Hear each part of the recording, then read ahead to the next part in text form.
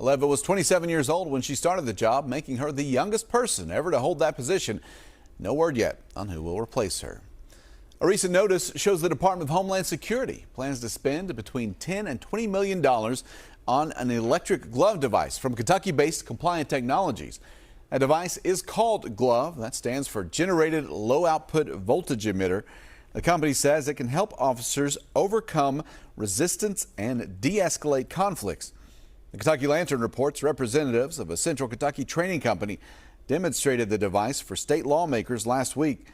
Republican Representative T.J. Roberts volunteered to be shocked and said it didn't hurt that bad. He said he has no problem with ICE using the device as long as agents completed the required training. I can have some control here and get to skin and skin alone. I come here and I absolutely move into compliance and just proceed through with whatever level of control that I'm trying to get to.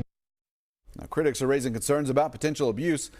The ACLU of Kentucky called for greater transparency, oversight, and accountability for expanding ICE's use of force tools.